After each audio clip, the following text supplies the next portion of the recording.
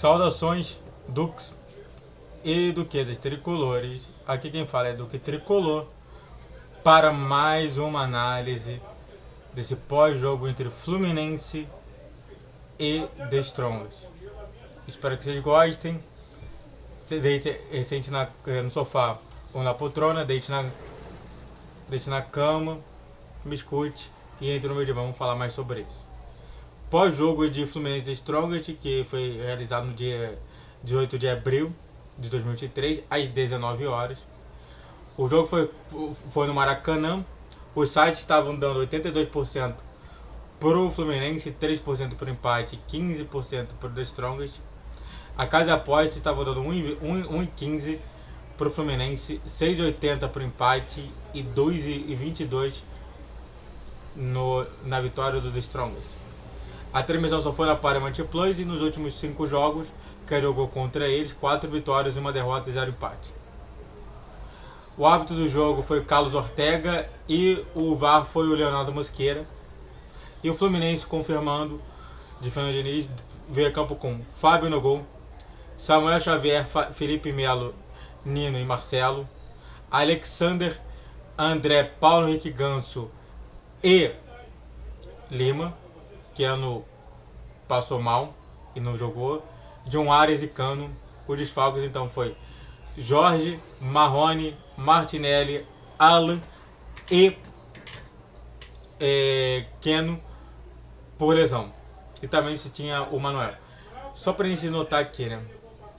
O do Strongest do Ismael Calvo veio a campo com Vizcarra, Sal Torres, Castilho, Jucino e Roca, Robles, Queiroga e Rascaita, Isnaldo, Ortega e Treviero. Vamos falar aqui um pouquinho mais sobre esse jogo, né? É importante a gente falar sobre isso tudo. Tava vendo aqui todo. Antes de a gente falar sobre esse jogo, faz tudo que está escrito aqui, ó.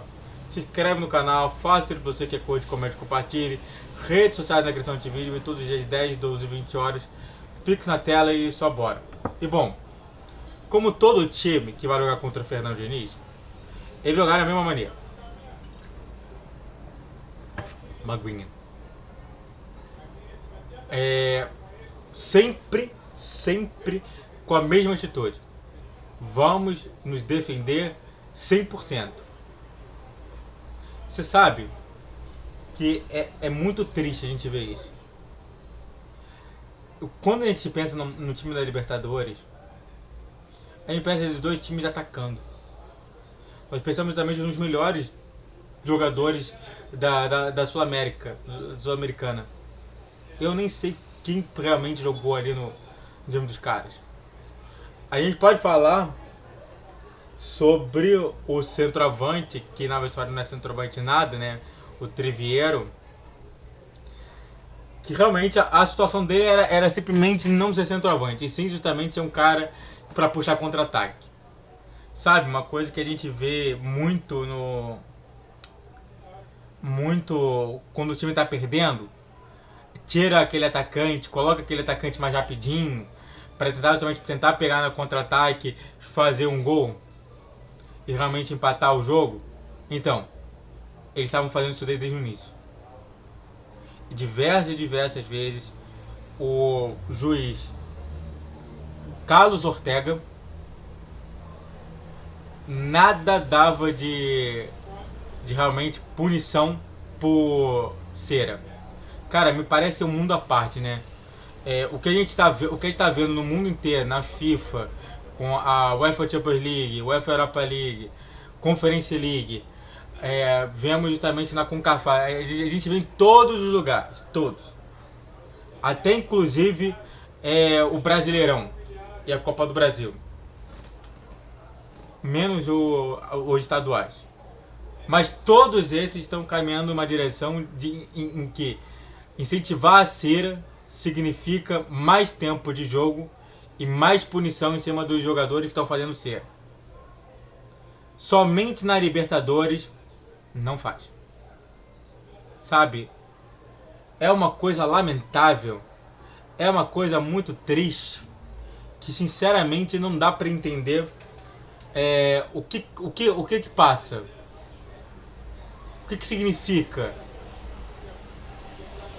sobre o Fluminense o The Strong está jogando e realmente o árbitro tá apitando dessa maneira. O The Strong, cara, foi justamente isso. É todo mundo na defesa, espera uma situação. É isso que eu falei pra vocês. O resumo eu falei pra vocês. É impressionante que pós-jogo e pré-jogo tá sendo a mesma coisa. Tem nada que realmente fale assim, oh, nossa, eu não sabia disso. Eu nem pesquisei.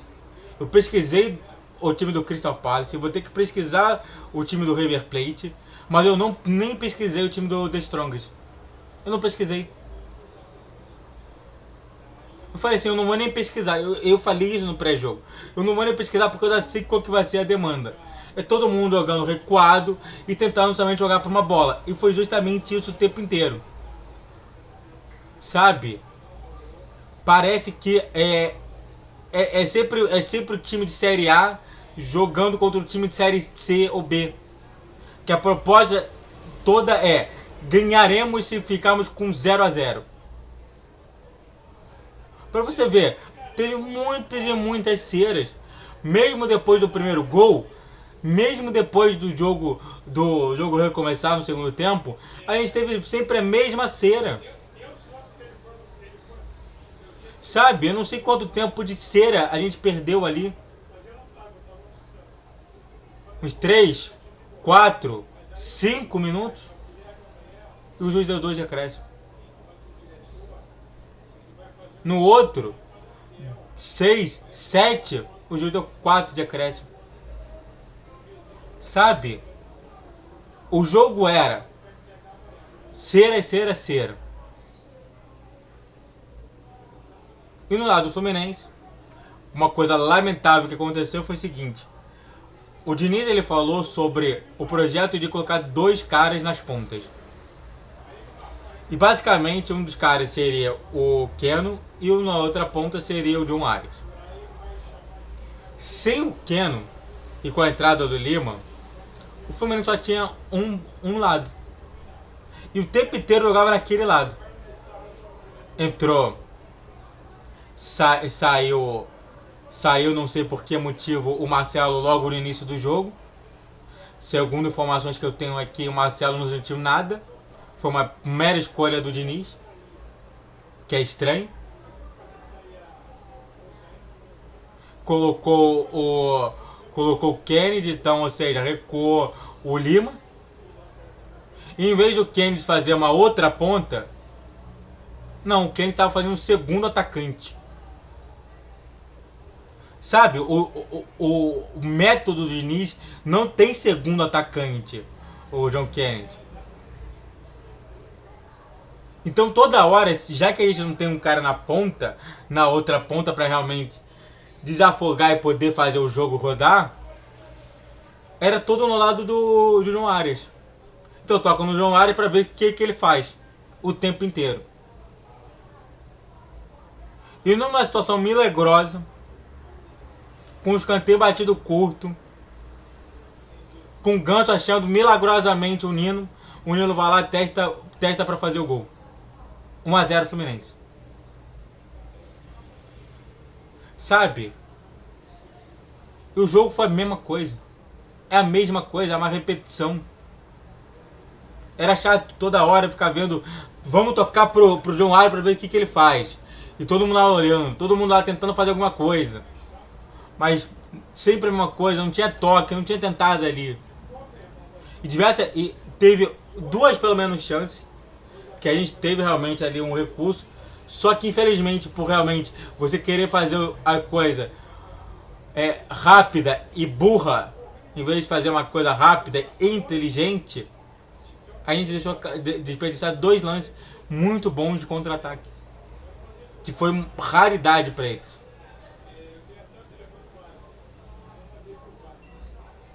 Sabe? É preocupante, tá?